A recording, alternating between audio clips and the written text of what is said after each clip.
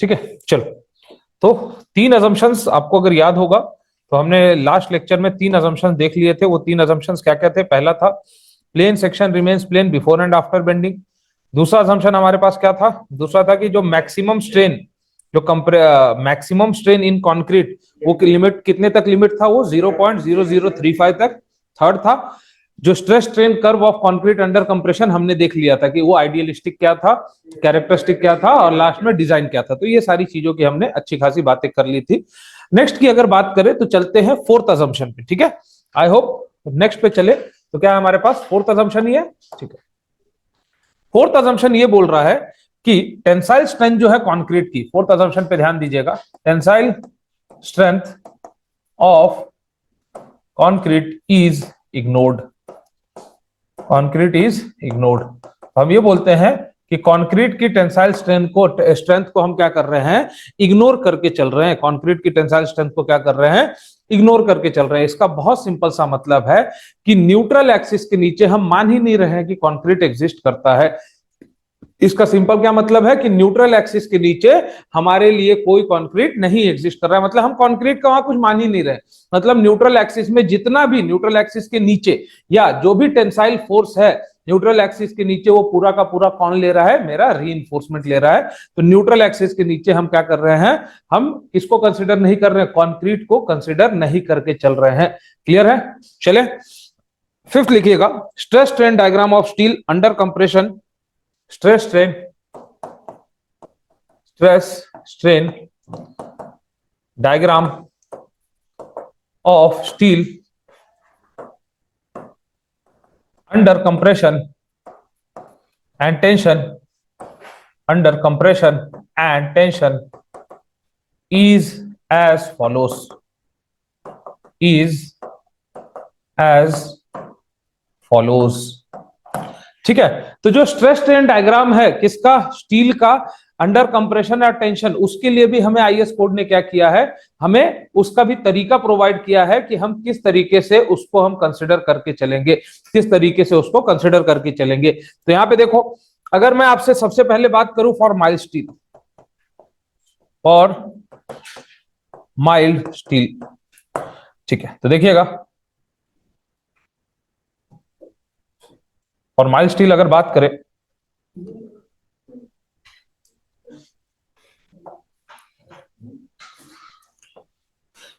तो एक बात बताइएगा, माइल्ड स्टील के लिए जो स्ट्रेस स्ट्रेन डायग्राम था, आई होप अगर ये आपको याद होगा तो कुछ ऐसा होता था।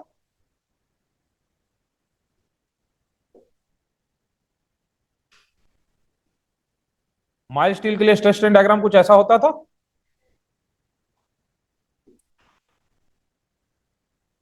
कुछ ऐसा होता था माइल्ड स्टील के लिए स्ट्रेस स्ट्रेन डायग्राम। ऑब्वियस ही बात है, कुछ इस तरीके से। अब मैं बहुत एग्जैक्ट तो नहीं बना के दिखा रहा हूं, मेरा पर्पस आपको बस समझाना है। ये क्या था आपके पास? स्ट्रेस, ठीक है, और इधर क्या था आपके पास? स्ट्रेन। जो इसकी मॉडुलस ऑफ इलास्टिसिटी होती थी वो कितनी होती थी?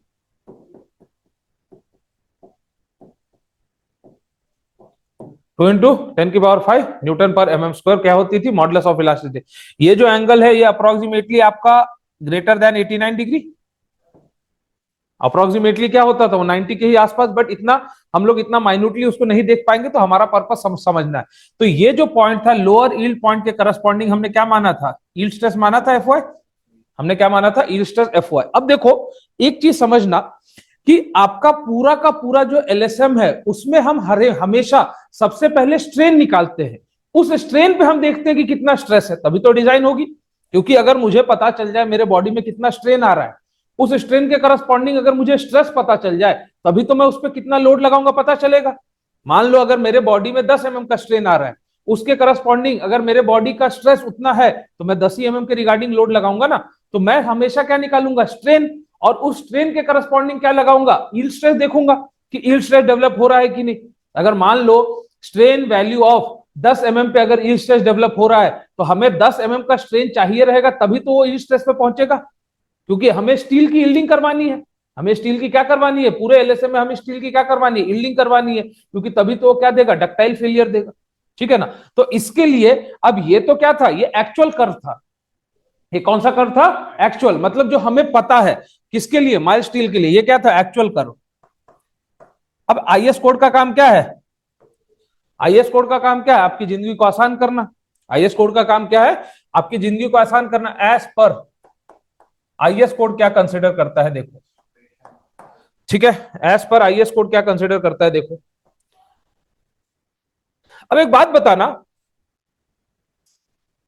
इस वैल्यू पे ध्यान से सुनना, इस वैल्यू पे जब यील्ड स्ट्रेस डेवलप हो गया, इस वैल्यू पे जब यील्ड स्ट्रेस डेवलप हो गया, ये कौन सी है? Lower yield point. यहां तक जनरली हम इस कर्व को लीनियर मान लेते हैं, क्योंकि आप पूरा का पूरा यहां तक इस कर्व को लीनियर ही मानते हो, क्योंकि वो इतने छोटे पॉइंट्स है कि नॉन लीनियरिटी का सवाल हम जनरली रखते भी नहीं है, तो यहां तक लीनियर। एक बात बताओ, जब यील्ड स्ट्रेस यहां पे डेवलप हो गया तो इसके बाद मैं कांस्टेंट भी रखूं तो कोई फर्क नहीं ना, क्योंकि स्ट्रेस तो जितना अटेन होना था वो हो चुका है। बढ़ने दो स्ट्रेन, स्ट्रेन वो बहुत दूर तक जा सकता है। अगर मेरे पास 1 मीटर का बार है तो 25% स्ट्रेन तक जा सकता है, मतलब वो बार 1.25 तक जा सकता है। तो बढ़ने दो, मेरा जितना स्ट्रेस था वो तो डेवलप हो चुका है, स्ट्रेन बढ़ रहा है, बढ़ेगा। तो एक काम करेंगे, आपके कोड ने क्या बोला, एक काम करेंगे कि अगर ये मेरे पास स्ट्रेस है सिग्मा और ये मेरे पास स्ट्रेन है, तो एक काम करो आप लोग,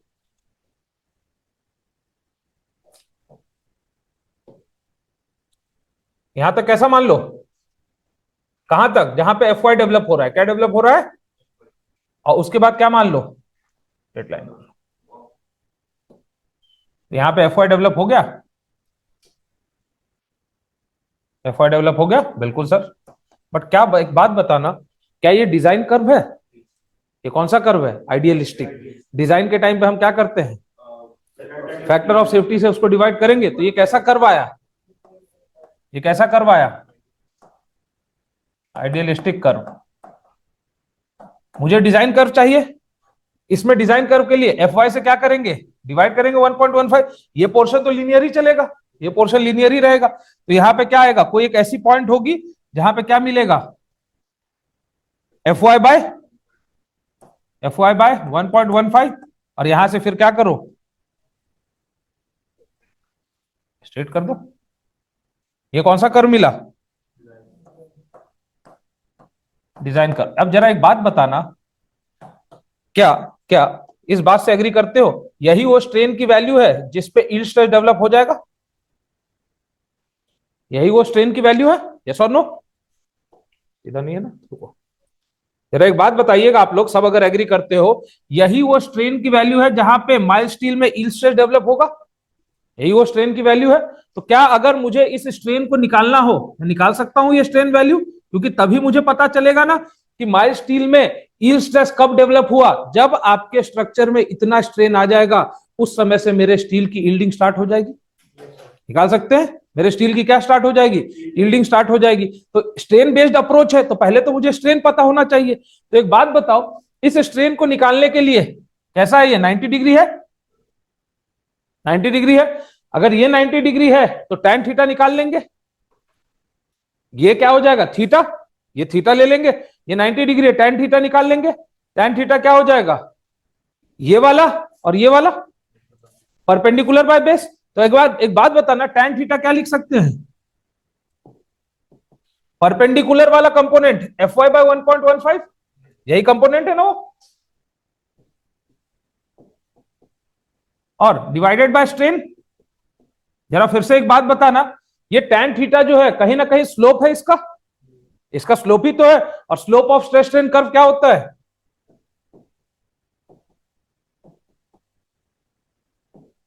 मॉडुलस ऑफ इलास्टिसिटी होता है। Slope of stress strain curve क्या होता है? मॉडुलस ऑफ इलास्टिसिटी तो होता है। इसका स्लोप निकालोगे तो क्या देगा तुम्हें? Modulus of elasticity. तो tan थीटा की जगह क्या पुट कर सकते हैं? ईएस पुट कर दे, ईएस पुट कर दे। स्ट्रेन इधर है तो स्ट्रेन बाय क्या हो जाएगा? क्या हो जाएगा? 0.87 F Y divided by E S. इसी को फर्दर अगर लेके चले, 0.87 F Y divided by 2 into 10 की पावर 5। अब एफ वाई अगर चेंज होगा वैल्यू बदल जाएगी। हमारे केस में ये एफ वाई कौन सा है? 250। 250 के लिए वैल्यू आ जाएगी कुछ, तो 250 यहां पुट करोगे तो वैल्यू आती है 0.00108। कितनी आती है वैल्यू? 0.001। मतलब यहां पे जब इसकी यील्डिंग स्टार्ट होगी तो स्ट्रेन कितना होगा?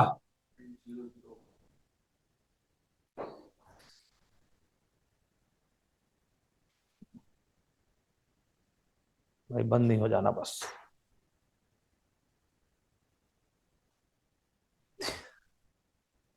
क्या हो गया इसको, ज्यादा लिख दिए क्या? ज्यादा स्ट्रेन दे दिया, क्या करें तो वापस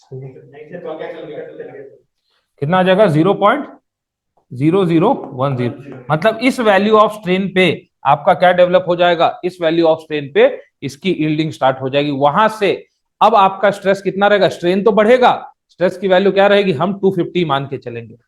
बट अगर इसमें देखोगे तो ये कहां तक जा सकता है? अल्टीमेट 415 तक जा सकता है। हम क्यों नहीं 415 पे लेके चले सर? इसीलिए क्योंकि 415 पे जो स्ट्रेन होगी ना, वो स्ट्रेन आपका आरसीसी स्ट्रक्चर नहीं झेल सकता है। वो स्ट्रेन आपका आरसीसी स्ट्रक्चर, क्यों? क्योंकि पूरा सॉम कहां तक वैलिड है? अगर आपने सॉम कभी पढ़ा होगा, आपको याद होगी, पूरी सॉम लोअर हिल पॉइंट तक ही वैलिड है, उसके आगे सॉम वैलिड ही नहीं है। क्योंकि भाई उतना स्ट्रेन कहां से डालोगे स्ट्रक्चर में? बुर्ज खलीफा में अगर 25% का स्ट्रेन आ जाएगा तो फिर क्या हो रहा उसमें? ऑब्वियस सी बात है, वो टिक ही नहीं पाएगा। तो पूरा जो सॉम वैलिड है वो कहां तक है? लोअर हिल पॉइंट तक ही है। उसके आगे अगर आप वैल्यू मानोगे, ज्यादा मान सकते हो, बट दिक्कत है क्या, वहां तक पहुंचाने के लिए आपको उसमें बहुत स्ट्रेन लाना पड़ेगा। और उतना स्ट्रेन कहां से लेके आओगे आरसीसी स्ट्रक्चर में? इसको लिखिएगा जल्दी से, चलते हैं आगे।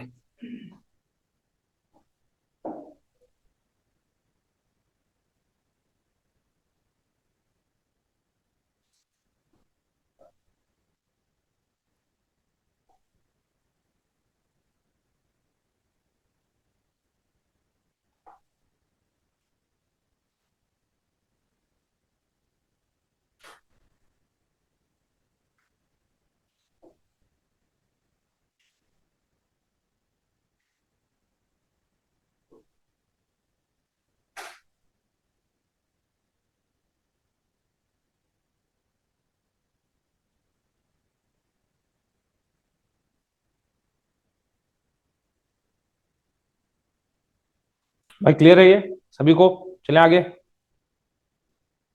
देखो भाई, कोई दिक्कत नहीं।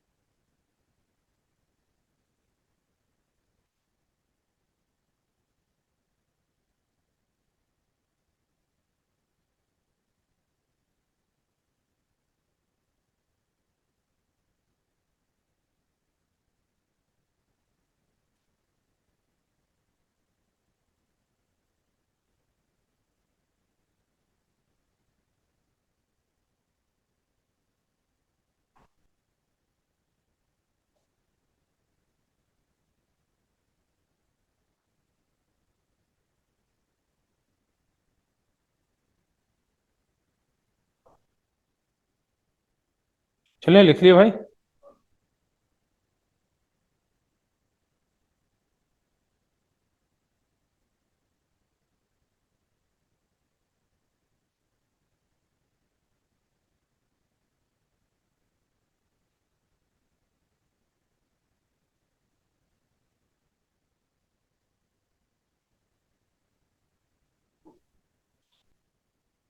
चलिए ठीक है, चलिए अगला देखते हैं। इसी में किसके लिए? For H Y S D.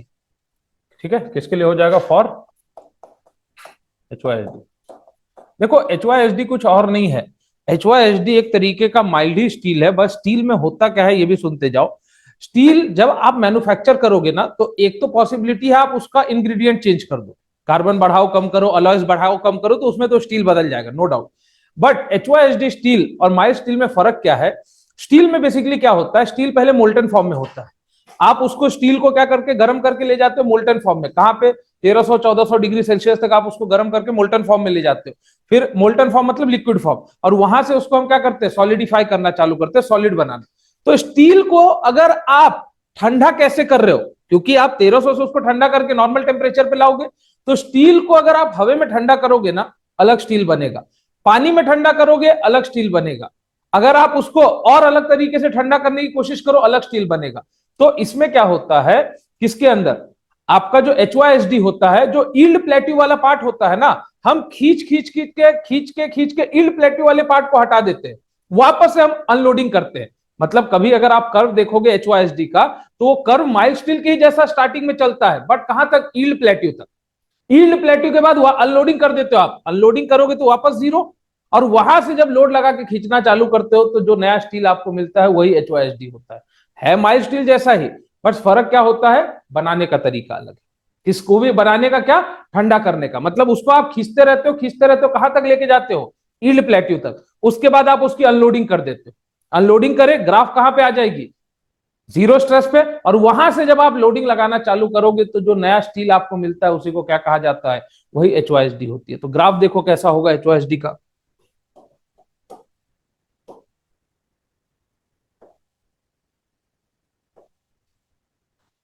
ये होता है भाई HYSD का ग्राफ, ये देखो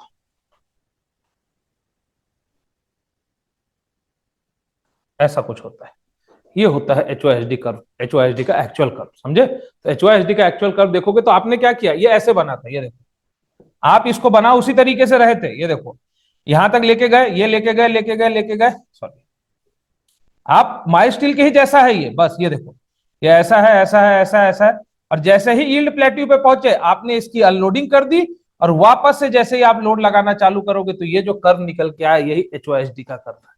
एक इसका कर्व है, HYSD का कर्व है, समझे, क्लियर है। तो यही किसका कर्व है, HYSD का।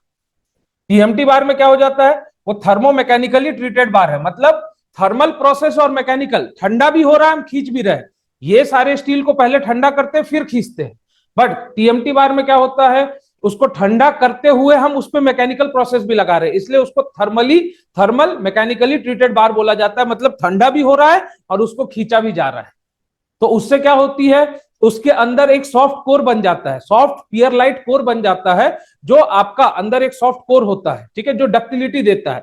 उसके बाहर एक हार्ड मार्टेनसाइट कोर होता है जो स्ट्रेंथ प्रोवाइड करता है, और उसके ऊपर आप क्या करते हो, एक एंटी करोजन ट्रीटमेंट कर देते हो जो उसको करोजन से बचाता है। तो TMT बार एक और सेम माइल्ड स्टील जैसा ही है, बस क्या तरीका अलग है, बनाने का तरीका अलग। माइल्ड स्टील HYSD में क्या डिफरेंस है, सेम स्टील सेम, बट तरीका क्या अलग हो गया बनाने का, इसलिए उसकी क्या चेंज हो गई, उसकी स्ट्रेंथ प्रॉपर्टीज चेंज हो जाती है, ठीक है। अब इसमें एक चीज देख रहे हो, ये पूरा का पूरा मोस्टली कैसा है, नॉन लीनियर है, पूरा का पूरा कैसा है, नॉन लीनियर। अब मुझे तो नहीं पता FY किसके करस्पॉन्डिंग लेना है, तो आप क्या करोगे, ये जो भी थीटा होगी, इस थीटा के पैरेलल, सेम इस थीटा के पैरेलल आप एक लाइन खींचोगे, और वो लाइन कहां से होगी, वो लाइन होगी आपकी 0.002 वैल्यू ऑफ स्ट्रेन से, या 0.02% बोल दो, या 0.2% प्रूफ स्ट्रेन से आप ये जितना थीटा है उतने ही थीटा पे एक पैरेलल लाइन खींचोगे, और वो लाइन जहां पे जाके इसको इंटरसेक्ट करेगी यही पॉइंट मेरा क्या हो जाएगा, यील्ड स्ट्रेस हो जाएगा, क्या हो जाएगा, यील्ड स्ट्रेस हो जाएगा, क्या हो जाएगा, यील्ड स्ट्रेस हो जाएगा, समझे, क्लियर है। तो अब फिर ये कर्व में दिक्कत है, यस और नो, ये कर्व में क्या है, फिर दिक्कत है, तो इस कर्व में दिक्कत है, तो फिर इसको सॉर्ट कैसे करेंगे, IS कोड, और ये कौन सा कर्व हुआ, एक्चुअल, कौन सा कर्व हुआ, एक्चुअल। अब यहां से हम वापस कहां जाएंगे, IS कोड वाले कर्व पे आ जाओ, इसको स्ट्रेट ले लेंगे।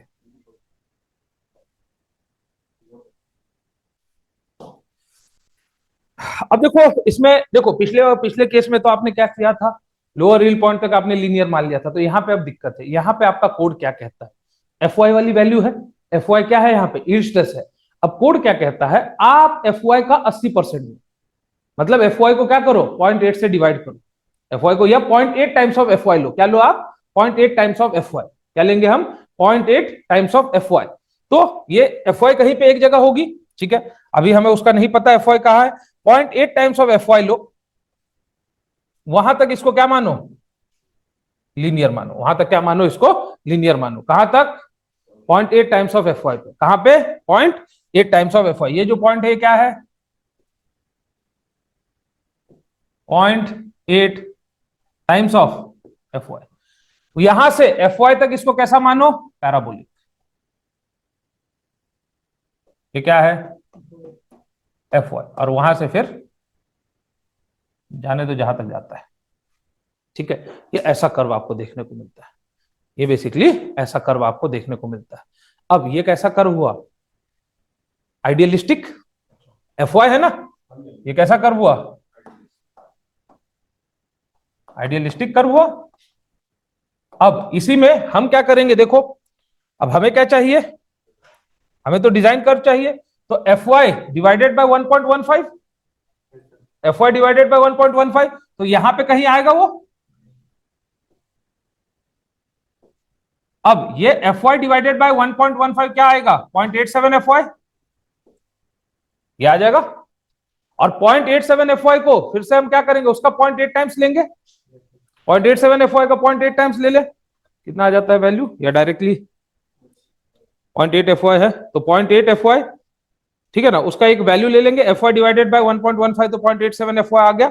और उसका क्या ले लेंगे, 0.8 ले लेंगे, तो ये क्या हो जाएगा, देखो यहां पे कहीं एक पॉइंट आएगी जो क्या होगी 0.8 times of 0.87 F Y.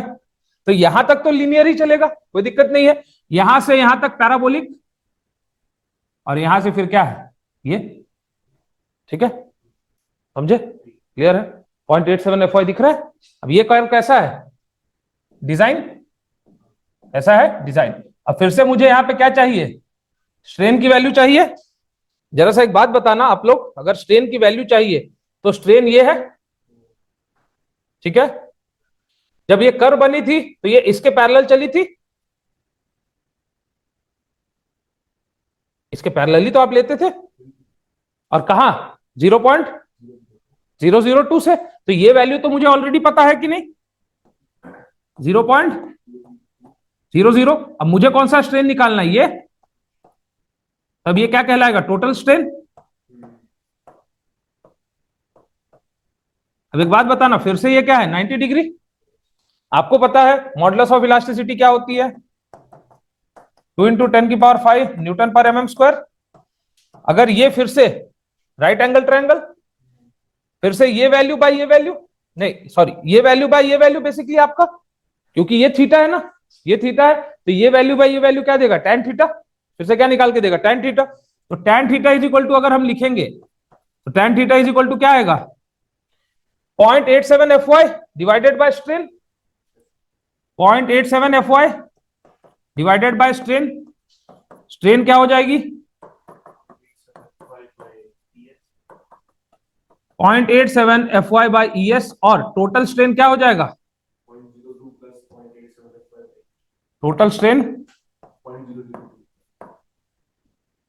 0.002 plus 0.87, यहीं से वो निकल के आता है आपका इक्वेशन। ये जो पूरा का पूरा आप यूज करते हो, ये यहीं से ये इक्वेशन निकल के आती है, 0.002 plus 0.87 F Y by E S, ये यहीं से निकल के आता है।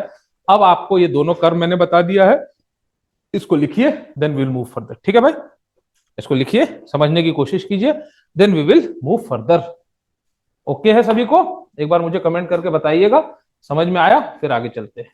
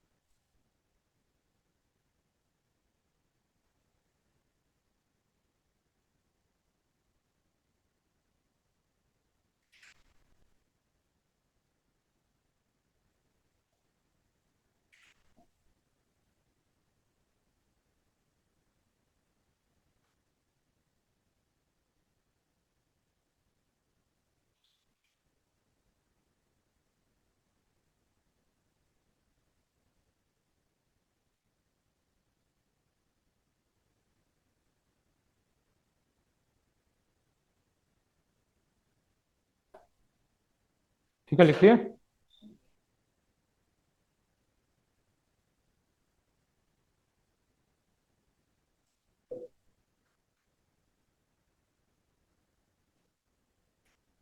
चलें आगे, अगर लिख लिए हो देन विल मूव फर्दर।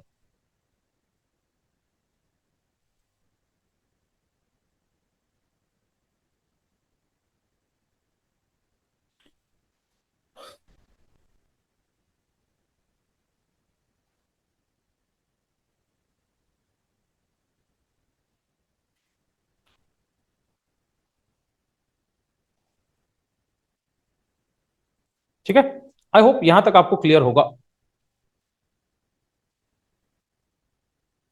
ठीक है, चले देख लो सब लोग, टोटल स्ट्रेंथ कितना आ गया। तो जरा एक बात बताइएगा, आपके पास दो ग्रेड की स्टील होती है एचओएसडी में, Fe415 Fe500, दोनों के लिए वैल्यू निकाली जा सकती है, दोनों के लिए वैल्यू निकाल सकते हैं। तो थोड़ा सा ऊपर करते हैं, दोनों के लिए देखो। तो अगर मैं आपसे बात करूं, ध्यान दीजिएगा, फॉर Fe415 कितनी आ जाएगी वैल्यू, पुट कीजिए 0.002 प्लस 0.87, Fy कितना है यहाँ 415, डिवाइडेड बाई ईएस कितना है 2 इंटू 10⁵। तो यहां से वैल्यू देखूंगा तो कितना आएगा 0.0038।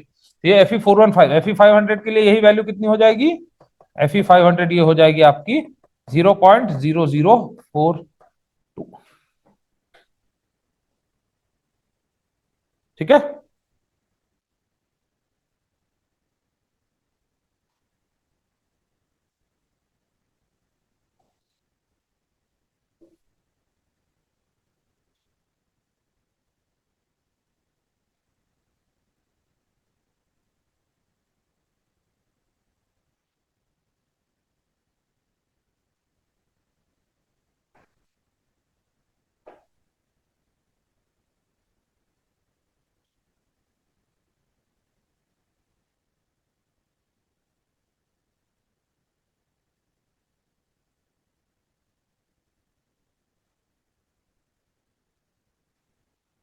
ठीक है,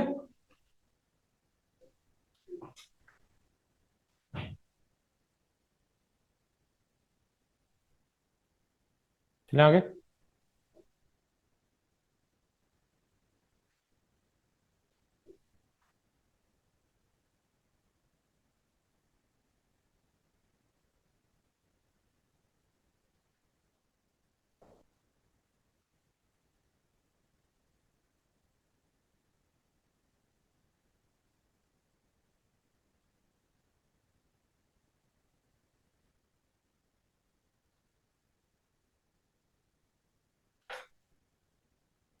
ठीक है, चलिए सिक्स अजम्पशन पे चलते हैं।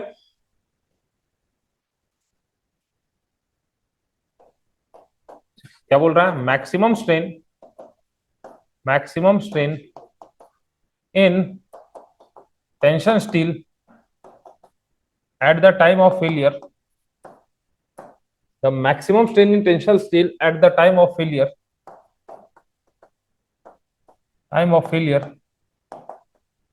should not be less than, should not be less than 0.002 plus 0.87, 0.002 plus 0.87 Fy by S।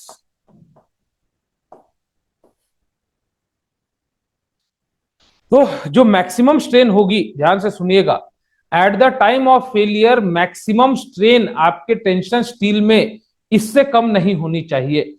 क्या दिक्कत है कि सर इससे कम रह जाए, इससे कम रह गई तो दिक्कत यह है कि स्टील की यील्डिंग ही नहीं स्टार्ट होगी, क्योंकि जब फेलियर हो रहा होगा और स्ट्रेन वैल्यू इससे कम है, मतलब क्या समझ में आता है, स्टील यील्ड करना ही नहीं चालू किया, उससे पहले फेलियर हो गई, मतलब हमने स्टील को उसके फुल पोटेंशियल पे यूटिलाइज ही नहीं कर पाए। समझ में आया, क्योंकि अगर इससे कम रह जाएगा तो क्या मतलब बना, इससे कम, अगर फेलियर के टाइम पे आपने देखा कि स्ट्रेन की वैल्यू स्टील में इससे कम है, इसका मतलब क्या हुआ, क्या स्टील की यील्डिंग स्टार्ट हुई क्या, नहीं ना, मतलब स्टील यील्ड करने से पहले स्ट्रक्चर फेल कर गया, ये तो नुकसान है ना मेरे लिए। मैं तो चाहता था कि स्टील यील्ड करे, स्टील यील्ड करेगा तो हमें क्या दिखेगी, वार्निंग दिखेगी, बट उसकी यील्डिंग से पहले तो वो फेल हो गया, ये तो हमारे लिए कहीं ना कहीं नुकसान है। तो इसीलिए स्ट्रेन की वैल्यू क्या होनी चाहिए, इससे कम नहीं होनी चाहिए। अब आपके मन में एक और सवाल, सर माइल्ड स्टील में तो ये वैल्यू नहीं है, माइल्ड स्टील में तो क्या फॉर्मूला था 0.87 Fy बाय ES, बट यहाँ पे तो हम पूरा जनरल में तो ये यूज कर रहे हैं। एक बात बताओ, अगर वो फॉर्मूला यूज कर लेंगे तो HYHD और इसमें तो दिक्कत आ जाएगी, बट अगर ये यूज कर लेंगे तो वहां पे तो उसकी यील्डिंग स्टार्ट हो चुकी है ना, वहां पे तो 0.00108 पे यील्डिंग स्टार्ट हो गई, तो वहां तो यील्डिंग स्टार्ट हो चुकी है, तो कोई फर्क नहीं पड़ता है। तो जनरल केस में हम ये बोलते हैं कि at the time of failure maximum strain जो आपके टेंशन स्टील में होगा वो इस वैल्यू से कम नहीं होना चाहिए, तो इस चीज का ध्यान रखिएगा, ठीक है।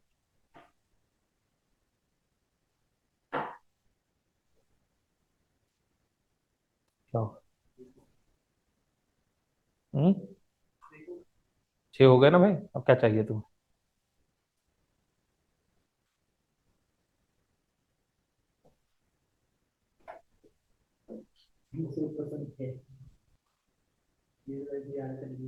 ठीक है, जल्दी से इसको कंप्लीट कीजिए, चलते हैं।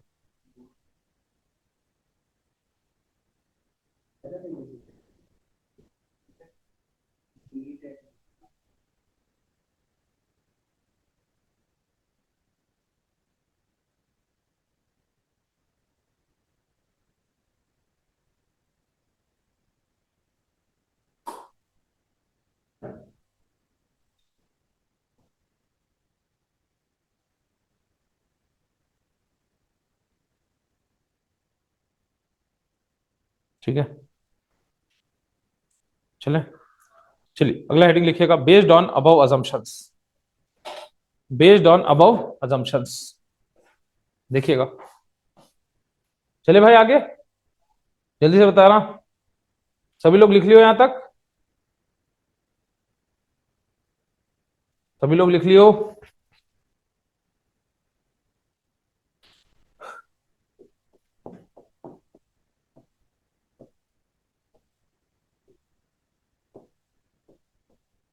अजब अबव अजम्पशंस के बेसिस पे हम कुछ डाटा या कुछ वैल्यूज निकालना चाहेंगे जो ऊपर हमने अजम्पशंस पढ़ा है उसके बेसिस पे, क्योंकि फिर उसके बाद जब हम टाइप्स ऑफ सेक्शन पे चलेंगे तो इन्हीं का हम इस्तेमाल करेंगे, क्या करेंगे, इन्हीं डाटा इन्हीं वैल्यूज का इस्तेमाल करेंगे। तो सबसे पहला हम निकालेंगे limiting depth of neutral axis. क्या निकालेंगे? हम निकालेंगे limiting depth of neutral axis. अभी आपको ये पता चला थोड़ी देर पहले कि बेसिकली अगर देखोगे तो कुछ इस तरीके से आपका ये सेक्शन था, कुछ इस तरीके से आपका सेक्शन था, ठीक है। इस सेक्शन का ये कहीं ना कहीं हमारे पास क्या था, न्यूट्रल एक्सिस, ये था हमारे पास न्यूट्रल एक्सिस। आपको ये भी पता है कि स्ट्रेन वेरिएशन कैसा था, लीनियर। तो अगर स्ट्रेन वेरिएशन लीनियर है तो ध्यान दीजिएगा थोड़ा सा, यहां पे आपने स्टील प्रोवाइड कर रखा है, ठीक है। स्ट्रेन वेरिएशन कैसा है मेरे दोस्त? तो स्ट्रेन वेरिएशन लीनियर है, इसका मतलब कुछ ऐसा होगा। दो चीजें आप कर सकते हो, क्योंकि देखो इसके नीचे कुछ ऐसा, और यहां पे भी हम एक ये बना लेंगे, क्यों? क्योंकि स्टील का लेवल कहां है, ये है ना, स्टील इस लेवल पे है ना, तो हमें इस लेवल पे भी इसको बना के ऐसे दिखाना होगा, क्योंकि स्टील के लेवल पे, क्योंकि स्ट्रेन, क्योंकि न्यूट्रल एक्सिस के नीचे तो कंक्रीट कोई काम का ही नहीं है, तो हमारे काम का क्या है, स्टील। तो इसको मैं न्यूट्रल एक्सिस बोल सकता हूं, ठीक है। अब एक बात बताना, at the time of failure हम क्या बोलते थे, कंक्रीट के अंदर स्ट्रेन कहां तक जाए, 0.0035, यही अजम्पशन कहता था, अजम्पशन 2। और at the time of failure steel के अंदर स्ट्रेन कितने पे होना चाहिए, कम से कम 0.002 प्लस 0.87 FY/ES पे होना चाहिए, इससे कम रह गया तो दिक्कत है। यही हमारा कोड कहता था कि कम से कम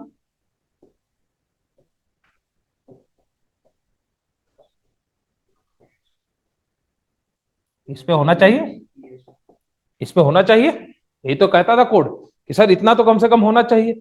एक बात बताओ, इस केस में आपको एक डेप्थ मिल रही है न्यूट्रल एक्सिस की,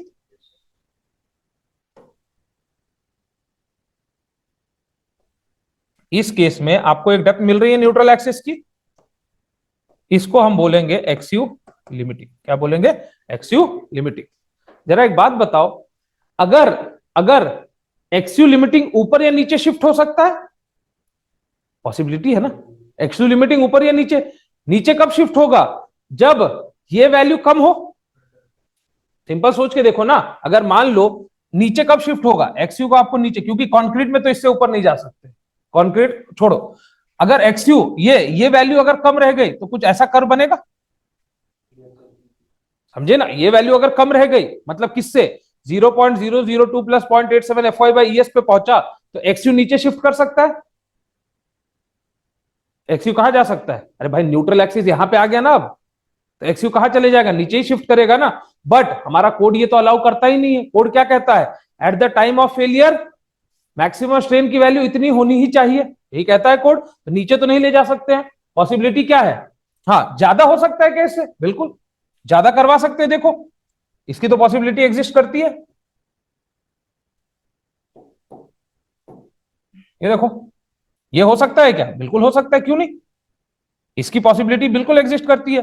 तो इस केस में क्या हो जाएगा? इस केस में आप मुझसे अगर बोलोगे सर इस केस में क्या है, यहां पे वैल्यू क्या है?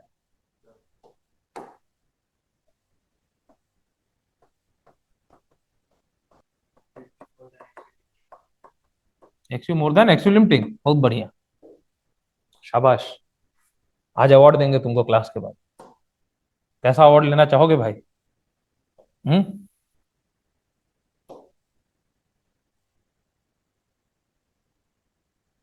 एक्सयू ग्रेटर देन एक्सयू लिमिटिंग, बहुत बढ़िया भाई।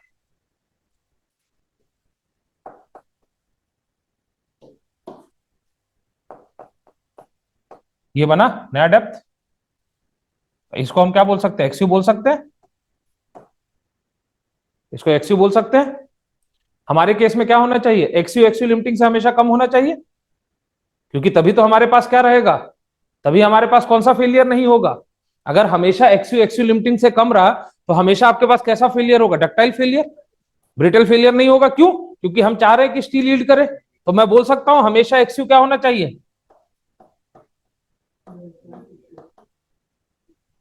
ऑन ग्रेटर, इससे पहले तुम भी बोले थे एक बार। एक्सयू क्या होना चाहिए? X u should be less than equal to x u limiting. तब तक, जब तक ये केस रहेगा तब तक आपका फेलियर कैसा होगा? कैसा होगा? Ductile failure. तो जरा एक बात बताना, ये एक्सयू लिमिटिंग निकालना जरूरी है, क्योंकि तभी तो हम क्या है कंपैरिजन कर पाएंगे। आपको अगर कोई बोलेगा कि कैसे कंपैरिजन करोगे, तो मुझे एक्सयू लिमिटिंग पता होना चाहिए। तो यहां पे क्या करेंगे? डिटरमाइन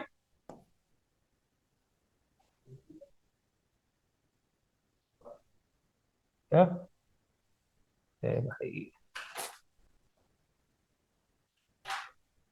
एक सेकंड देना।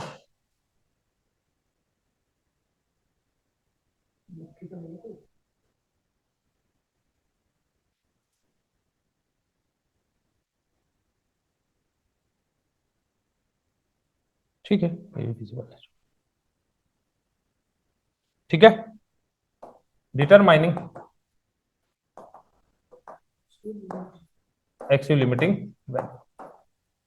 ठीक है, तो एक्सयू लिमिटिंग अगर डिटरमाइन करना है, आपको अभी भी पता था स्ट्रेन वेरिएशन लीनियर, कोई दिक्कत नहीं, बिल्कुल सर। स्ट्रेन वेरिएशन लीनियर, तो ऐसा कुछ मैं ये डायग्राम ही उठा लेता हूं एक्सयू लिमिटिंग वाला।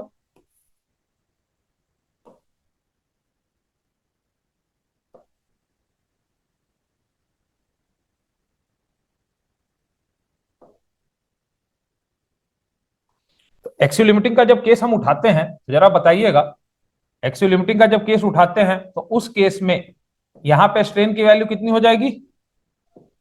0.002 0.87 F Y by S. Yes, okay, no doubt. यहां पे कितना हो जाएगा? 0.0035। इसको अगर ओ नाम दे दे, इसको ए दे दे, इसको बी दे दे, इसको सी दे दे, इसको सी दे दे, इसको डी दे दे, फ्रॉम सिमिलर ट्रायंगल, क्योंकि क्या है स्ट्रेन वेरिएशन लीनियर है।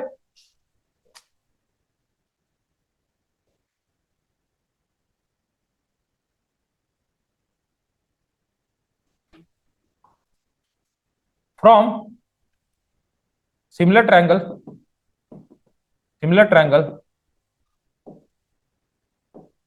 फॉर ट्रायंगल, और ट्रायंगल कौन से आपके पास? O A B and O C D.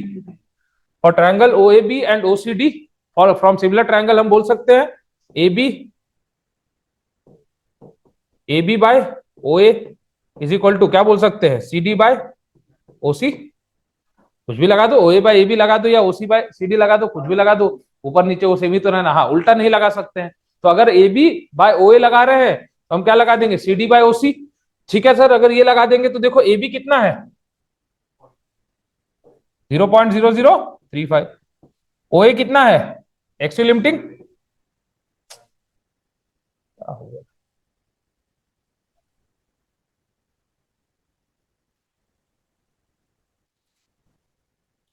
वही कितना है, एक्सयू लिमिटिंग। एक बात बताओ, हमें पता होती है कि जनरली इफेक्टिव डेप्थ कितना होता है सेक्शन का, डी, जो आपके कहां तक आता है, जो बेसिकली आपका सीजी ऑफ स्टील तक, जो सीजी होती है स्टील की, वहां तक जो डेप्थ होती है उसको क्या बोला जाता है, इफेक्टिव डेप्थ। और टोटल डेप्थ को क्या बोला जाता है, ग्रॉस डेप्थ। तो इफेक्टिव डेप्थ क्या होती है, ग्रॉस डेप्थ माइनस आपका क्लियर इफेक्टिव कवर, क्या होती है, gross depth minus effective cover, ठीक है। तो यहाँ पे अगर मैं क्या लिखना चाहूं, सीडी, सीडी कितना है 0.002 plus 0.87 F Y by S, और नीचे क्या आ जाएगा, D minus X U limiting, D minus X U limiting. अब एक बात बताना, हमें एक्सयू लिमिटिंग निकालना है, हमें डी निकालना है, डी सॉरी डी हमारे लिए अननोन है, डी हमारे लिए अननोन है, क्योंकि बाकी सारी चीजें तो ग्रेड ऑफ स्टील के हिसाब से निकल जाएगी। एफ वाई, एफ ई 250 के लिए 250 पुट करेंगे, एफ ई 415 के लिए 415, एफ ई 500 के लिए 500, ईएस हमें पता है, तो हमारे पास अननोन क्या बचा, एक्सयू लिमिटिंग और डी। तो यहां से हमारे पास क्या है, फॉर्मूला निकल के आता है एक्सयू लिमिटिंग का 0.53 डी, अगर आपके पास एफ ई 250 होगा 0.48 डी, अगर आपके पास एफ ई 415 है, और 0.46 डी अगर हमारे पास एफ ई 500 है, और डी मेरे पास क्या है, डी मेरे पास इफेक्टिव डेप्थ। ये चीज आपको पता चल गई, हमने क्या किया, हमने डिटरमाइन किया किसकी, एक्सयू की वैल्यू। और इसको सॉल्व भी कर सकते हो, बट हमें जनरली वैल्यूज याद रखने हैं। तो एक्सयू लिमिटिंग की वैल्यू कितनी आ गई, 0.53 डी किसके लिए, एफ ई 250 के लिए, 0.48 डी किसके लिए, एफ ई 415 के लिए, और 0.46 डी किसके लिए हो गया, एफ ई 500 के लिए। ठीक है, ध्यान रहेगा, लिखिएगा, ऊपर का लिखे हो, ऊपर लिख लियो ना, हाँ ये तो दिख रहा है, विजिबल है, ठीक है, लिख लीजिए। समझ में आ गया, क्लियर है, कैसे निकलेगा।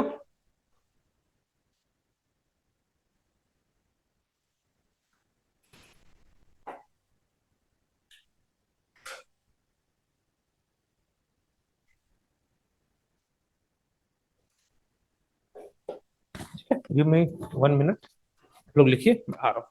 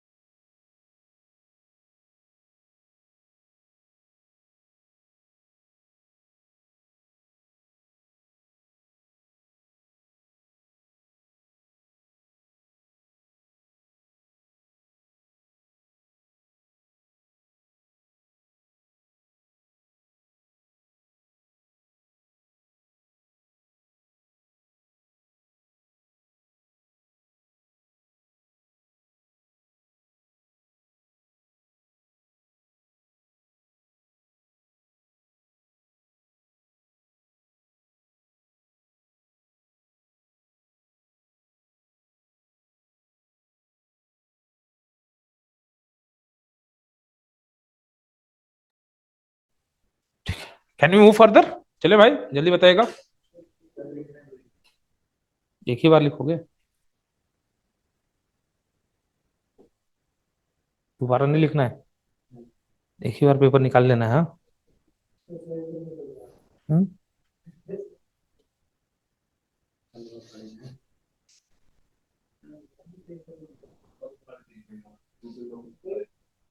एक के बार निकले यो पेपर रोज रोज देख रहे हो।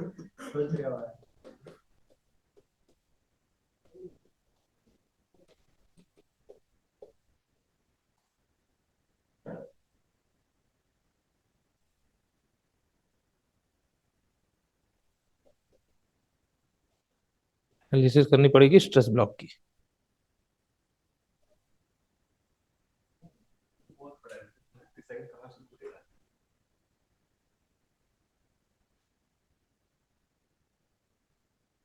ठीक है।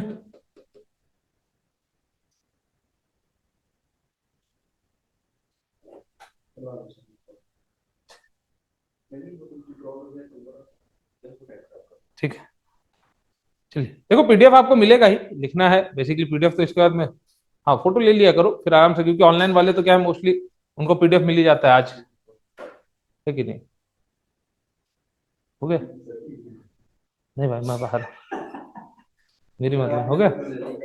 हाँ नहीं भाई मेरी मत लिया करो भाई, पता चले तुम लोग एडिट एडिट करके, हाँ ठीक है। चलिए अगला देखिएगा, analysis of stress block. Analysis of stress block. Stress block की एनालिसिस करते हैं। देखो फिर से पहले हमें स्ट्रेन डायग्राम बनाना पड़ेगा। अभी देखा था, एक चीज बताइएगा, न्यूट्रल एक्सिस के नीचे क्या है? हमने कोई कंक्रीट माना ही नहीं है, तो एक चीज सिंपल समझ में आता है कि न्यूट्रल एक्सिस के नीचे सिर्फ स्टील है, तो स्टील का तो कोई स्ट्रेस ब्लॉक होगा नहीं, वहां पे बस एक सिंपल सी क्या होगी, लाइन होगी स्टील के लिए। तो जो एनालिसिस ऑफ स्ट्रेस ब्लॉक है वो बेस किसके लिए होगा? कॉन्क्रीट ब्लॉक के लिए होगा। ठीक है, किसके लिए होगा? कॉन्क्रीट ब्लॉक के लिए।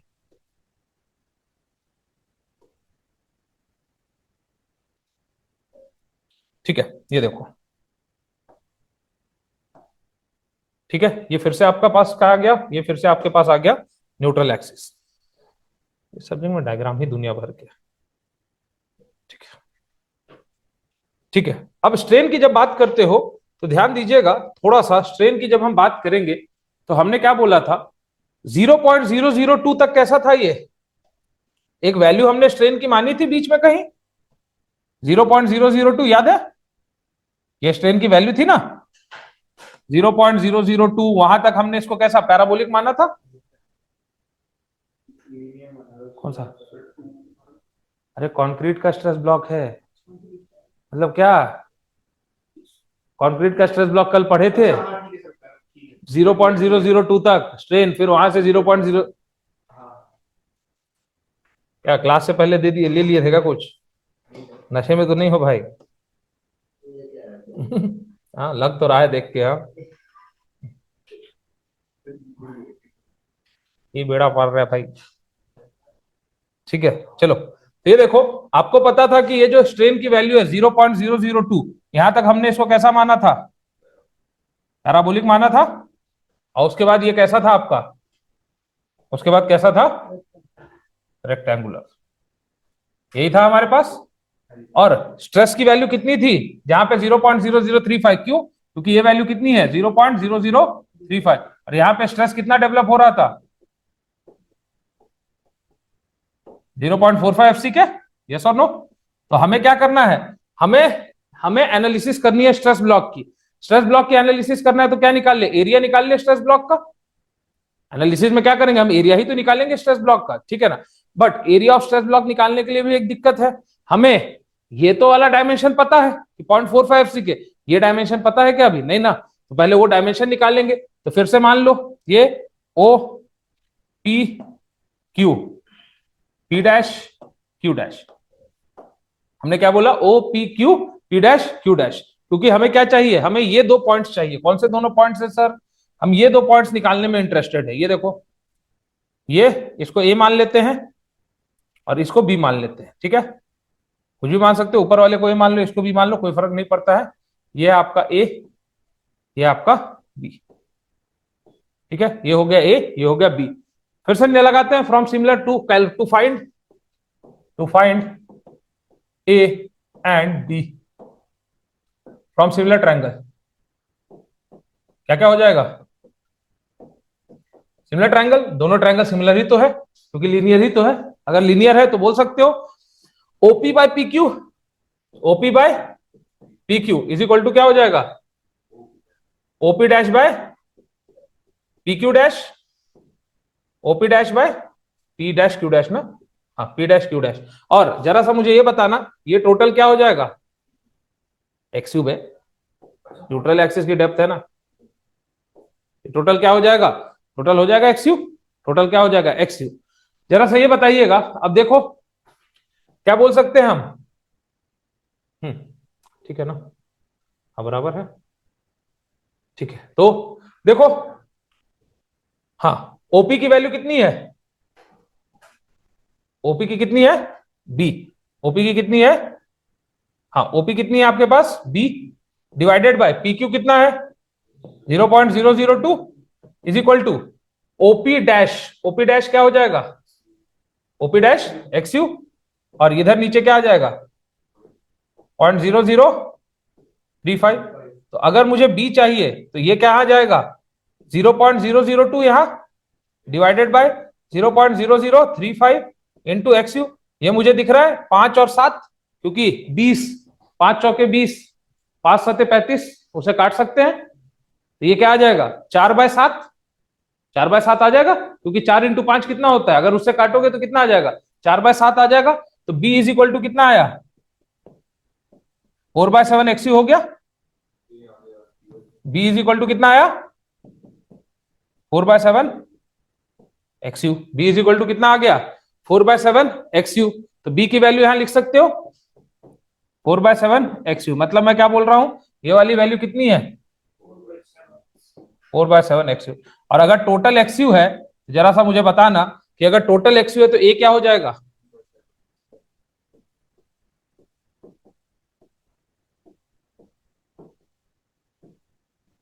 ये क्या हो जाएगा? 3/7 एक्स यू। तो ये क्या लिख देंगे?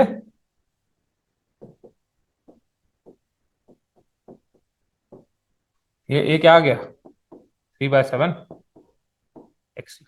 आगे दोनों वैल्यूज, टोटल कितनी है? टोटल तो एक्स यू है, ऑलरेडी पता है। इसका भी नाम लिख लेते हैं, देखो ओ, ओ इसको क्या लिख ले? ए बी सी डी, ठीक है। ओ ए बी सी डी, क्योंकि अब हमें क्या निकालना है? एरिया ऑफ स्ट्रेस ब्लॉक निकालना है। हमें क्या निकालना है? Area of stress block. पहले यहां तक लिखो, फिर आगे, क्योंकि अगले इस पे चलना पड़ेगा। लिखेगा जल्दी से, जल्दी से लिखना भाई थोड़ा।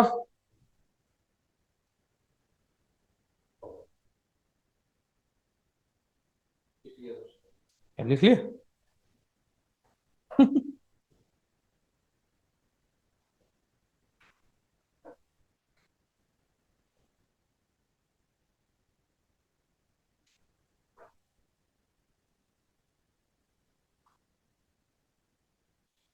चले निकाल। एरिया ऑफ स्ट्रेस ब्लॉक, इसका जल्दी से आप लोग फोटो ले लो, जल्दी से आप लोग भी स्क्रीनशॉट ले लो भाई। इसको लिख लीजिएगा आराम से, स्क्रीनशॉट ले लीजिए जल्दी से। मैं आगे चलूं? जल्दी बताओ, 10 सेकंड का टाइम है भाई, जल्दी बोलो। ए आ गया, बी आ गया, ठीक है। यहां भी लिख सकते हैं, चलो इसी को ऊपर कर देते हैं। एरिया ऑफ स्ट्रेस ब्लॉक निकालना है ना, area of stress block, area of stress block, ठीक है। एरिया ऑफ स्ट्रेस ब्लॉक जब मेरे दोस्त निकालोगे तो हमें दो एरिया निकालना है। किसका? Area A C D B A, और दूसरा एरिया किसका निकलेगा? O A B O. ये दो एरिया होंगे, तो एरिया किसका किसका निकलेगा? देखो, तो एरिया पहला किसका निकलेगा? ए ए बी ए सी है ना, A C D B A C D B A plus area किसका निकालेंगे? O A B O, O A B O. Area किसका निकालेंगे? O A B O. अब O A B O area, parabola का area कहीं ना कहीं निकालना दिक्कत है। आपको पता है कि यहाँ पे इसको आप कन्वर्ट कर दोगे, ये क्या बना? एक रेक्टेंगल बन गया। अगर मैं इसको एक्सटेंड कर दूं तो एक रेक्टेंगल, आपको पता है अगर रेक्टेंगल के अंदर पैराबोला इंस्क्राइब करोगे तो वो एरिया कितना हो जाता है? रेक्टेंगल का 2/3। रेक्टेंगल का कितना एरिया होता है? 2/3 होता है। तो अब मैं एरिया रेक्टेंगल का निकाल लू, ओ ए बी ई ओ, और उसका 2/3 कर दूं, किसका एरिया आ जाएगा? ये पैराबोलिक एरिया आ जाएगा। तो आगे आ जाओ। तो एरिया ऑफ स्ट्रेस ब्लॉक में क्या लिखेंगे? एबीसीडी ए का एरिया कितना है? 3/7XU इंटू 0.45 FC के, और इंटू 2/3 एरिया किसका? 2/3 area A O A B E O A B E O. तो यहां से अगर निकाले तो यह आ गया 3/7XU इंटू 0.45 FC के इंटू 2/3 इंटू 4/7XU और इंटू,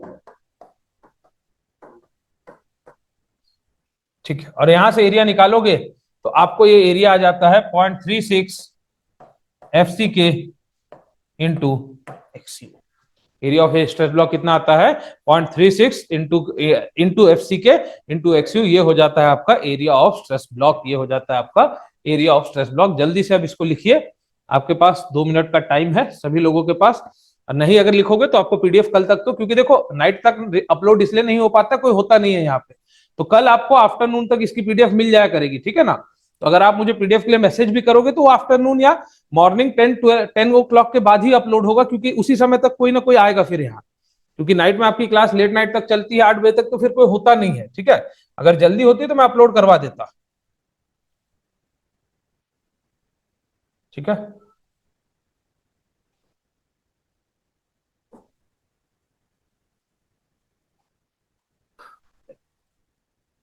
लिखिए।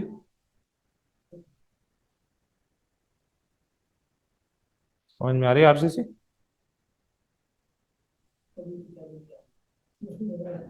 इजी आरसीसी, आसान है। बिना कोड की तो मुश्किल है। क्या? बिना कोड की मुश्किल है। कोड तो वैल्यूज के कारण ना, वैल्यूज के कारण बिना कोड के मुश्किल हो जाती है।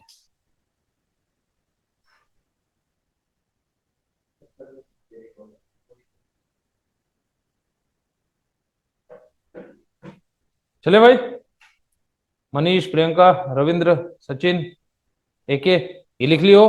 पीडीएफ तो कल आपको मिल जाएगी सुबह तक, उसके लिए परेशान नहीं होना, ठीक है ना? नोट्स के लिए। बट अगर नहीं लिखे हो, फिर अगर नहीं लिख रहे हो तो मैं चलता हूं आगे, ठीक है? चलिए, ठीक है। अब देखो, ये जो स्ट्रेस ब्लॉक है, इस स्ट्रेस ब्लॉक की एक सीजी भी होगी कि नहीं? बिल्कुल, कहीं पे होगा ना, जहां पे पूरा का पूरा एक फोर्स एक्यूमुलेटेड होगा, तो हम सीजी ऑफ स्ट्रेस ब्लॉक निकाल सकते हैं। ये देखो कैसे बोल रहा हूं मैं।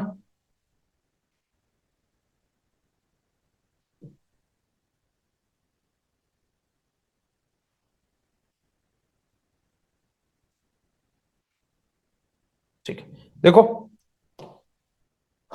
इसका एरिया, ये A1 कहीं यहां पे एक्ट कर रहा होगा, इसका अगर पूरा एरिया एक्यूमुलेट करोगे तो A1 यहां, इसका एरिया कहीं एक जगह होगी A2, ठीक है? इसको हमने बोला A2, इसको हमने बोला A1।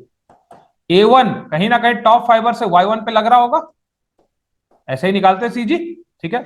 और A2 भी कहीं ना कहीं यहां से Y2 पे लग रहा होगा, ठीक है? A1 भी यहां कहीं ना कहीं लग रहा होगा, A2 भी Y2 पे। तो अगर मैं चाहूं इस पूरे स्ट्रेस ब्लॉक का सीजी निकाल सकता हूं टॉप से, यस और नो? तो सीजी कैसे निकाल? A1 into Y1, A2 into Y2 और divided by A1 plus A2। ये तो सीजी होता है। अगर दो चीजें उसकी सीजी निकालनी है तो क्या करेंगे? यहां देखो आगे, तो CG of stress block from the top,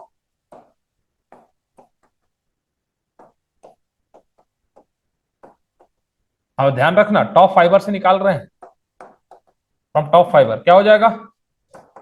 A1 Y1 plus A2 Y2 divided by A1 plus, ठीक है? अब देखो A1 आ जाइए फिर से, A1 क्या है?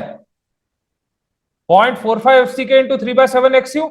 ये रेक्टेंगुलर है तो इसकी सीजी हाफ ऑफ 3/7XU, ठीक है? तो ये देखो 0.45 FC के इंटू XU, पॉइंट नहीं 0.45 FC के ही ना, XU थोड़ी ना, इंटू 3/7XU। और Y1 की जगह क्या पुट करोगे? हाफ इंटू 3/7XU, मतलब ठीक है ना? 3/7XU का आधा, क्योंकि रेक्टेंगल की सीजी वही एक्ट करती है, प्लस प्लस प्लस Y2 क्या है? 2/3 of 0.45 F C K into 4/7 एक्सयू। अब समस्या ये है, आओ अब देखो ये पोर्शन कैसा है, पैराबोलिक। ये पोर्शन कैसा है, पैराबोलिक, समझे। अगर ये पोर्शन पैराबोलिक है तब पैराबोला का सीजी वोर्टेक्स साइड से अगर लेते हैं, अगर उसका डिस्टेंस, इसका डिस्टेंस ए है और वोर्टेक्स साइड से निकालते हो तो 3/8 ए, और दूसरी तरफ से निकालोगे तो 5/8 ए। ए मतलब क्या, जो इसका बेसिकली ये वाला, ये पैराबोला का सीजी याद करो।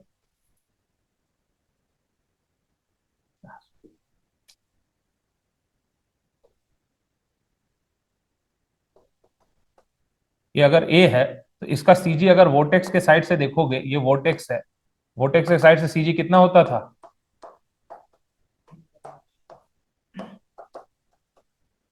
5/8 होता था 3/8 और 5/8। बस आपको जनरली नहीं भी याद रखोगे चलेगा, आपको वैल्यू याद रखनी है, ठीक है ना। तो कितना होता था 3/8 और आपका 5/8, ठीक है।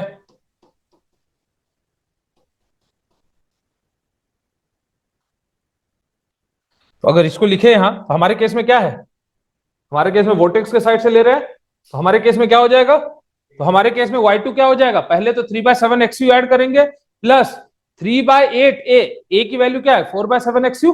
तो हमारे केस में क्या हो जाएगा देखो, तो हमारे केस में अगर लिखेंगे तो यहाँ नीचे आइए, तो यहाँ पे क्या आ जाएगा, पहले तो 3/7 एक्सयू ऐड करो क्योंकि y1 ऐड होगा, प्लस क्या आ जाएगा 3/8 इंटू 4/7 एक्सयू, और डिवाइड किससे करेंगे a1 प्लस a2। तो a1 प्लस a2 क्या है,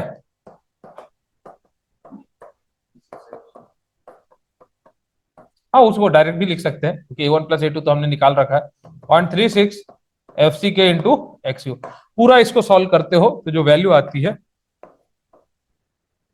0.42 एक्सयू। जब इसको पूरा सॉल्व करोगे तो जो वैल्यू निकल के आएगी वो कितनी आ जाएगी 0.42 एक्सयू आ जाएगी। तो CG of stress block from top fibre कितना आता है मेरे दोस्त, वो आ जाता है 0.42 एक्सयू। कितना आ जाता है 0.42 एक्सयू हो जाता है, ठीक है। इसका फोटो ले लीजिए, अदरवाइज बाद में तो आपको अगर लिखना है लिख भी सकते हो, अदरवाइज अगर फोटो लेना है आप वो भी ले सकते हो, ठीक है। आई होप क्लियर हो गया आपको।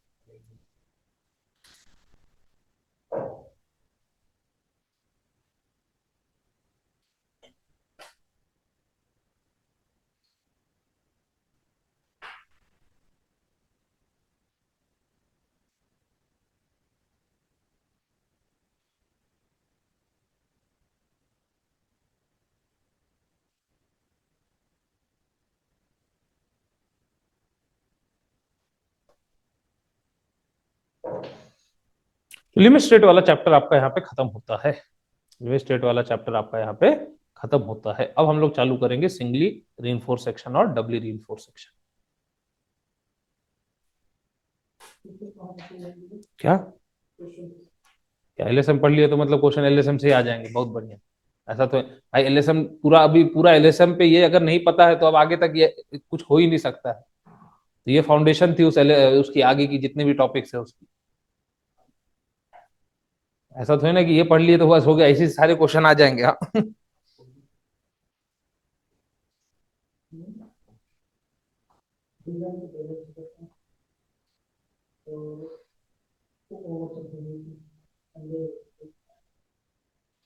ठीक है, लिख लियो सब लोग, जल्दी से बताना थोड़ा।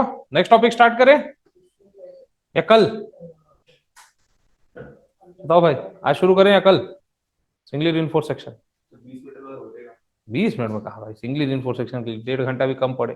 20 मिनट जल्दी बताओ,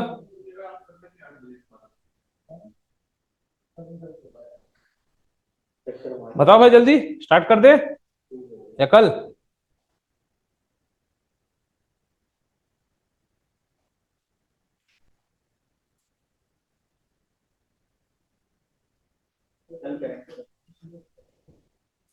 कर लो, चलो थोड़ा कुछ बेसिक देख लेते हैं, कुछ बेसिक, ठीक है।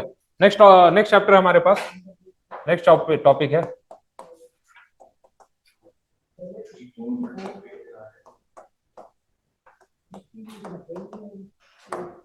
ठीक है।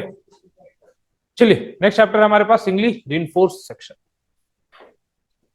सिंगली रीइंफोर्स सेक्शन का मतलब क्या है, थोड़ा बेसिक कर लेते हैं आज, कल फिर इसके आगे चलेंगे।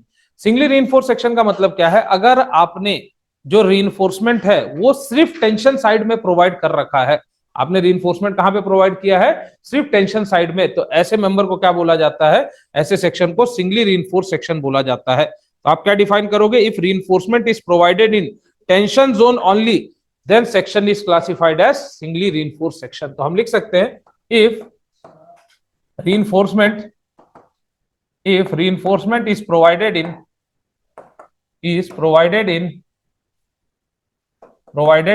tension zone only provided in tension zone only, then section is classified as singly reinforced section, singly reinforced section. ध्यान रखना, मैंने ये बॉटम या टॉप जोन की बात नहीं की है। बहुत लोग जवाब में क्या लिख देंगे, बॉटम जोन में, ऐसा नहीं है। अगर टॉप जोन में टेंशन आ रहा होगा, portion subjected to hogging bending movement, वहां पे टेंशन टॉप में आता है। जो पोर्च देखते हो जिसके ऊपर बीम दिए जाते हैं, वहां पे हॉगिंग बेंडिंग मूवमेंट आ जाता है, तो ऊपर। तो अगर सिर्फ टेंशन जोन में, सिर्फ टेंशन जोन में अगर हम क्या प्रोवाइड कर रहे हैं, रीइंफोर्समेंट प्रोवाइड कर रहे हैं, तो वो आपका क्या कहलाता है, वो आपका सिंगली रीइंफोर्स सेक्शन।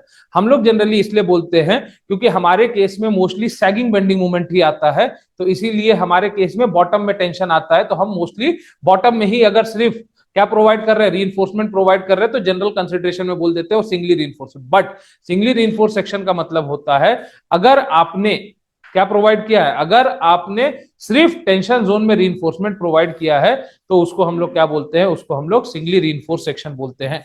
आगे चलते हैं, analysis of singly reinforce section.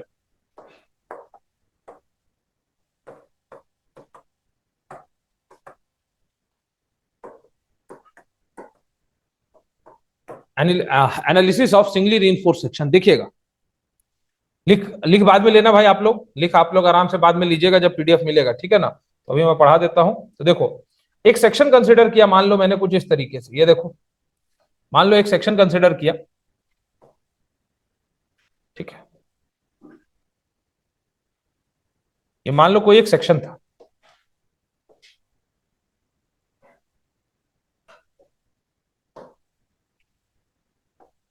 क्या हो गया, कोई दिक्कत है क्या भाई? चलो ठीक है।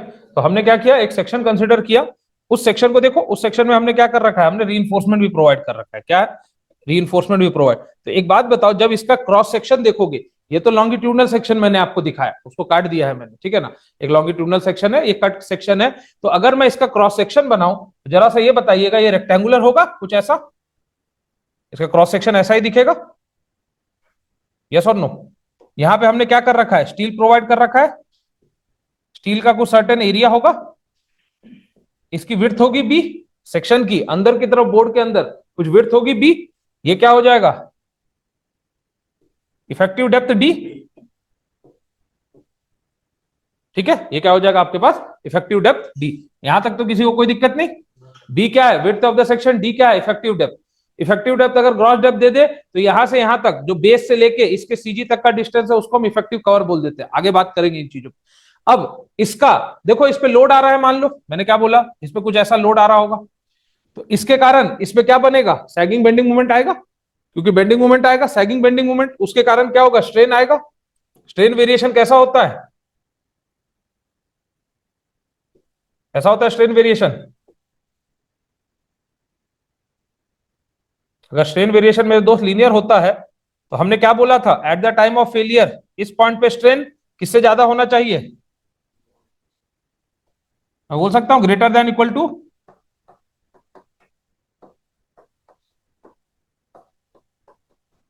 और यहां पे कुछ एक्सयू आ जाएगी, यहां क्या आ जाएगी, एक्सयू, यहां क्या आ जाएगी, एक्सयू।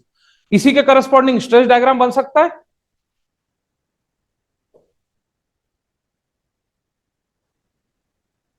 ठीक है। स्ट्रेस डायग्राम में क्या होगा, यहां तक पैराबोलिक, उसके बाद कुछ पोर्शन कैसा हो जाएगा, रेक्टेंगुलर, स्ट्रेस कितना है 0.45 एफसी के।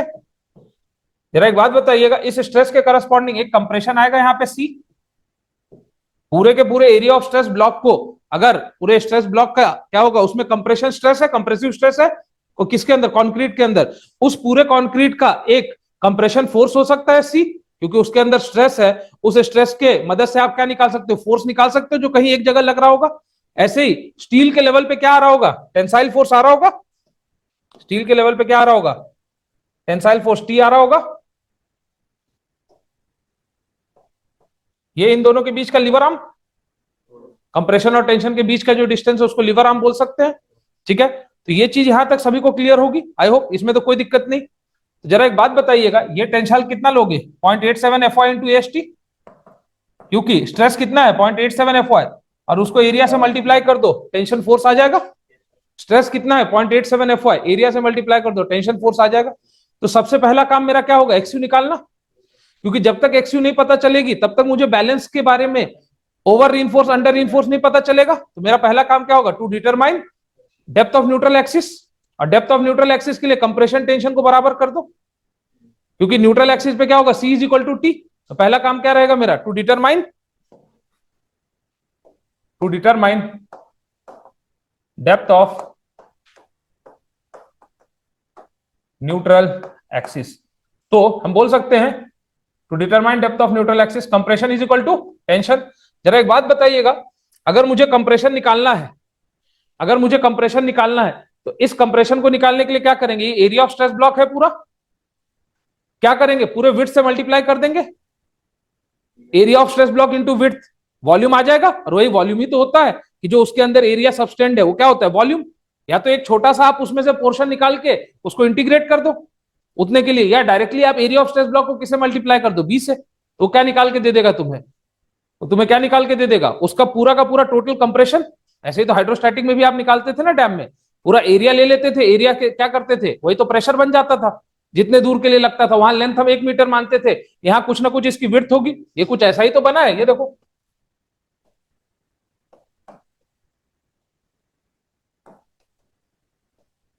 ऐसा ही तो है कुछ, यही तो है पूरा का पूरा, समझे। तो आपको यहाँ पे या तो एक छोटा एलिमेंट लेके उस पर एनालिसिस करके पूरे के लिए इंटीग्रेट कर लो, या तो वो एलिमेंट से क्या ही होगा, एरिया इंटू उसका जो डायमेंशन होगा वो वॉल्यूम ही तो कहलाएगा। तो उसको अगर मैं यहाँ पे निकालना चाहूं तो क्या हो जाएगा, टोटल कंप्रेशन 0.36 एफसी के बी इंटू एक्सयू, क्योंकि एरिया कितना था, एरिया ऑफ स्ट्रेस ब्लॉक क्या था 0.36 एफसी के इंटू एक्सयू, और वहां पे हमने क्या मल्टीप्लाई कर दिया, बी।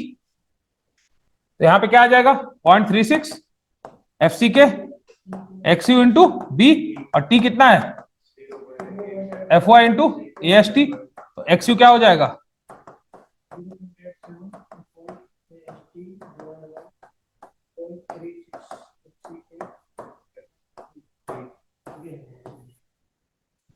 क्या जाएगा, एक्सयू का फॉर्मूला कितना आया 0.36 into F C K into, sorry 0.87 F Y into A S T divided by 0.36 into F C K into B. एक चीज ध्यान देना, आपका एक्सयू किस पे डिपेंड कर रहा है, B constant, F Y constant, F C K एक कांस्टेंट हम मान सकते हैं। अगर मैं एरिया ऑफ स्टील बदलू, क्या बदल जाएगा, एक्सयू बदल जाएगा। तो एक्सयू किस पे डिपेंड कर रहा है, पूरा का पूरा एरिया ऑफ स्टील। आप एरिया ऑफ स्टील बढ़ा दो, वो सेक्शन अंडर से ओवर में चले जाएगा, आप एरिया ऑफ स्टील कर दो, कम कर दो, ओवर से अंडर में आ जाएगा। तो एक्सयू किस पे डिपेंड कर रहा है, एरिया ऑफ स्टील पे डिपेंड कर रहा है, समझे, वो हमें यहां से पता चलती है। तो कोई भी क्वेश्चन जब हम शुरू करेंगे, हम सबसे पहले उसका क्या निकालेंगे, सबसे पहले एक्सयू। एक्सयू कैसे निकलेगा, 0.36 into F C K into B into X U is equal to 0.87 into F Y into A S T, और वहां से हम पहले एक्सयू निकालेंगे। अब इस एक्सयू को हम किससे कंपेयर करेंगे, एक्सयू लिमिटिंग, एक्सयू लिमिटिंग पीछे निकाल के आए थे, वो भी तो हमें बता देगा अंडर रीइंफोर्स है, ओवर रीइंफोर्स।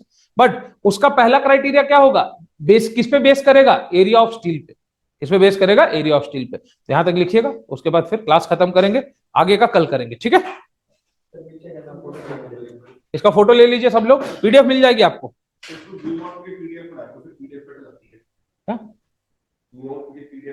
जब सेव करते हो तो जूम आउट कर दिया करो 100%, पीछे करना, ओह, वरना पीडीएफ कट जाती है, जैसे ऐसे बोल रहे हो, ऐसे, ऐसा तो नहीं होना चाहिए मेरे हिसाब से, ऐसे बोल रहे हो, इतनी सी बिल्डअप लिख के ना सिर्फ अभी ओह, इतनी सेव होती है सिर्फ वो। ऐसे बोल रहे हो, हाँ जी। ये अब पूरी आ जाएगी। अगली स्लाइड पे इसमें एक लास्ट पॉइंट भी लिख ही देते हैं, क्योंकि फिर वो है कि नहीं, फिर एक बार लिख लीजिएगा, उसमें एक पॉइंट लिख लीजिएगा लास्ट में। हाँ एक second. From above expression it is clear that, from above expression लिखे, फोटो ही ले लीजिएगा। it is clear that depth of neutral axis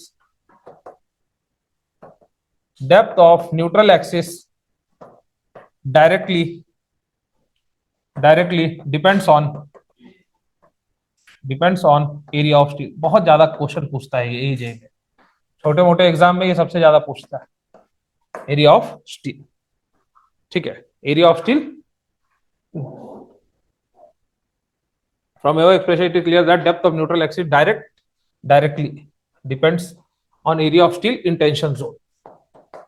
ठीक है, इसका फोटो ले लीजिए, कल सुबह तक आपको इसकी पीडीएफ मिल जाएगी। ठीक है, ओके।